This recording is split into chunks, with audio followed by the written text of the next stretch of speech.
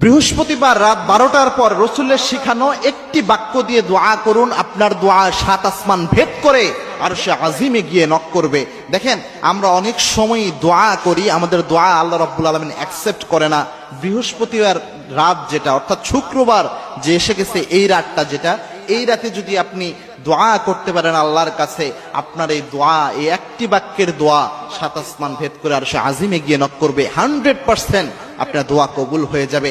দোয়ার মতো দোয়া যদি আপনি করতে পারেন, এই সিনসিয়ার দোয়া, লাইক এ মিসাইল হামলা করলে যেমন মিস হয় না, দোয়ার মতো দোয়া করতে পারলে সেই দোয়া আল্লাহ রাব্বুল আলামিন কখনো ফেরত দেয় না।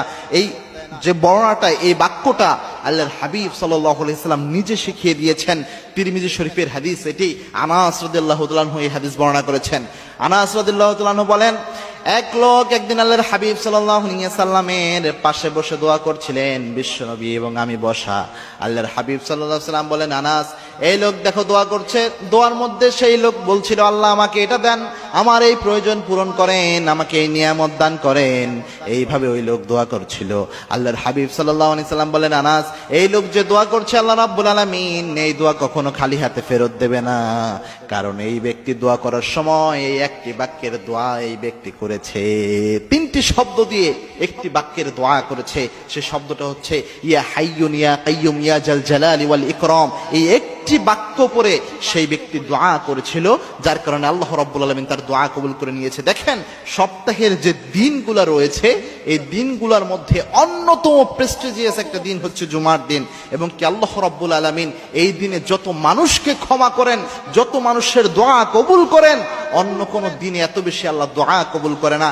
এই বৃহস্পতিবার রাত যেটা, অর্থাৎ বৃহস্পতিবার দিন চলে যাওয়ার পর আমরা যেটাকে বৃহস্পতিবার রাত বলি, অথচ অ্যারাবিক অনুযায়ী যদি আপনি যান, আরবি মাস গণনার হিসাবে যখনই বৃহস্পতিবার সন্ধ্যা হয়ে গেল, তখন থেকে শুক্রবারের রাত শুরু হয়ে যায়। অর্থাৎ জুমার দিনের ওই রাতটা, পরের দিন জুমা, তার আগের রাতটা, এটা খুবই গুরুত্বপূর্ণ।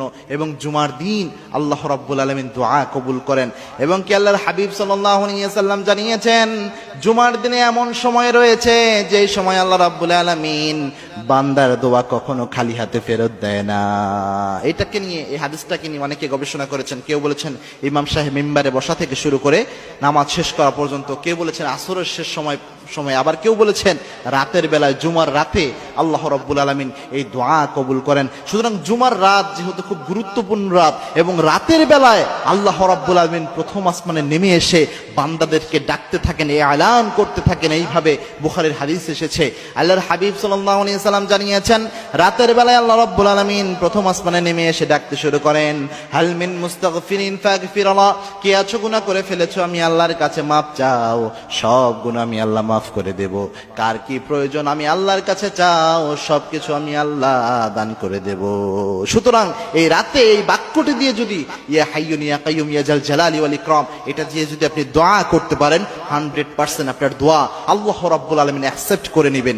এবং কি আপনার দোয়া 7 আসমান ভেদ করে আরশে আজিমে গিয়ে নক করবে।